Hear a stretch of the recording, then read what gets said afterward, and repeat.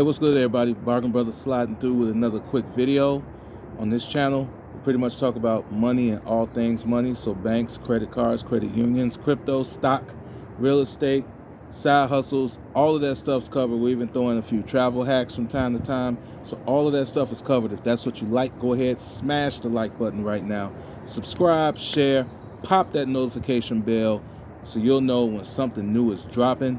If it's your first time here, thanks so much for giving me a try.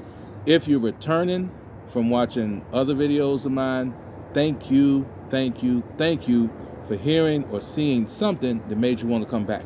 So let's jump right into today's topic. For this video, we're going to talk about a credit card that I'm going to review, and it's from a bank that kind of gets a bad rap in my opinion sometimes, and I'm talking about U.S. Bank, guys. Now, I'll give you the cons about U.S. Bank first, in my opinion. U.S. Bank is ultra conservative. They are a very conservative bank. You do have to truly qualify for their products. It's not going to be any, you're not going to just slide under the rug. You have to qualify. The pros about them, it's really a good relationship bank. And if you build a good relationship with them, they will pretty much give you anything that you ask for. I'm living proof of that. I've built a relationship with that bank. It's one of the banks I've banked with, and they have given me everything I've ever asked for. Now, today's card we're going to review is the U.S. Bank Cash Plus card. I've actually been a Cash Plus card holder for a while. I think it's a great card. It does have some drawbacks, but I think the pros far outweigh the cons, so let's just pop right into it.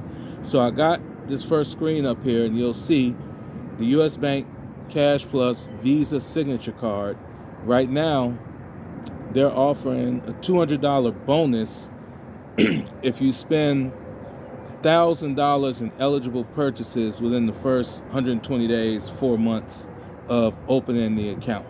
So that's not bad. $1,000, 20% cash back, basically $200 bonus for that card, when you open it and spend the $1,000 in the appropriate places.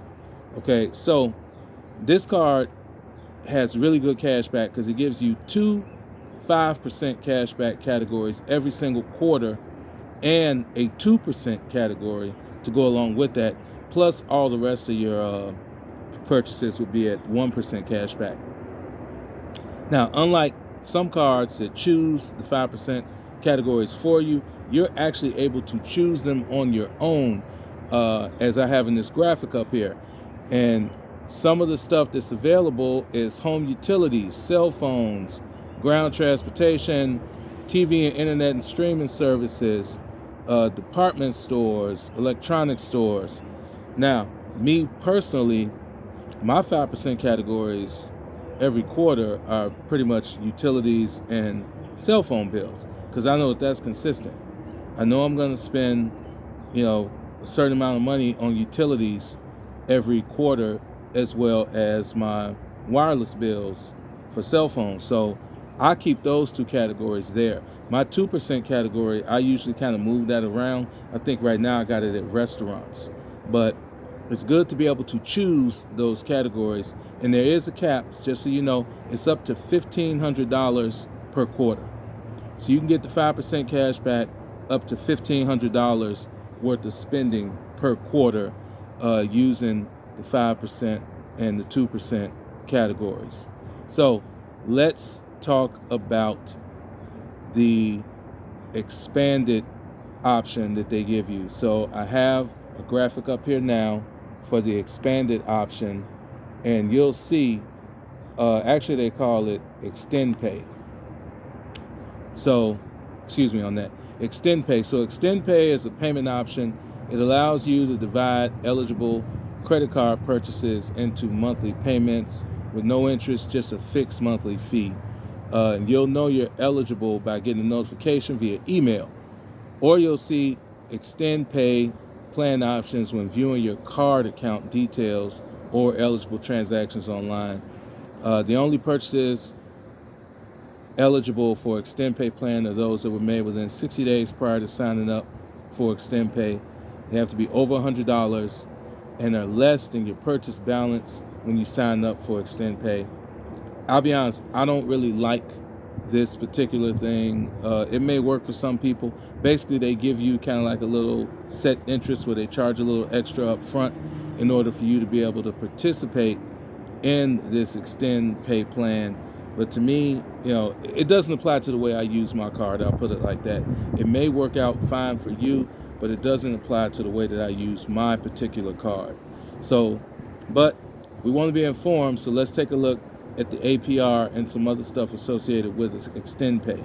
So I have another graphic up here, and we can see that it tells you about the APR for Extend Pay. It's not to exceed 1.6% of the original principal amount in Extend Pay or an Extend Pay loan. It's a fixed fee and it's disclosed upon enrollment. So it looks like they're not going to hide any information from you. You're going to know exactly what you're getting into with this plan. Also, this card comes with, currently at the time of this filming of this video, 0% APR, which I am a huge fan of, same as cash, 15 billing cycles. So you're talking a year and 3 months that you're paying, same as cash on this card, no interest. And once you get beyond that, then it's going to go to a traditional APR somewhere between saying 14 and 3/4 up to as high as 24%, and that's based on your credit worthiness, of course. So the higher your credit score, the better your credit is, the more likely that you're gonna qualify for some really good interest rates once the 0% APR has expired. Now, I also want to mention that this card does give you checks. They will send you convenience checks. Usually it's about quarterly. And those convenience checks are actually a pretty good deal because it's normally a one-time fee of maybe 3 to 5% of the amount of the check that you're writing. For instance, if you wrote a check for $1,000, the fee might be $50, which is 5%, and then you would have 12 bill cycles to pay that off, same as cash. So that is not a bad deal at all. It's just a one-time fee, so you will get those convenience checks as well. They also do cash advances, and there's some fees involved in that as well. And let's take a look at the fine print so we can look at some of the other nuts and bolts of this particular card. So the one-time $200 bonus, of course you got to spend $1,000, and it has to be within 120 days of opening the account. Cashback is not earned for advances, so that's something that you need to know.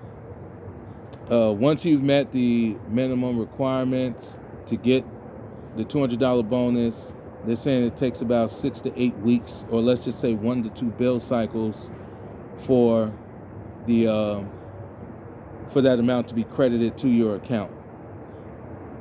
The cashback you get is redeemed in the form of a statement credit or deposit to your U.S. Bank savings. So if you're a U.S. Bank customer, you can either get it sent to your savings account or your checking or money market, or you can just have a statement credit to reduce what you owe on your actual credit card account.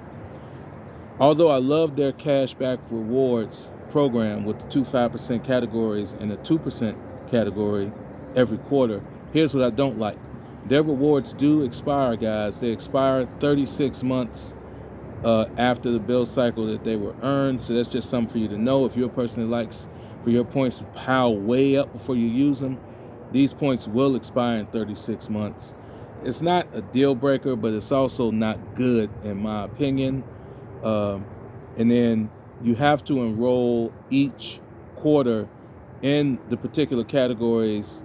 They don't just renew automatically. You have to actually choose the categories each billing quarter to decide what exactly you want your categories to be. So all in all, I'm going to give the card a strong B+. I've had the card for quite a while. It has lots of pros, a few cons. but the pros far outweigh the cons to me.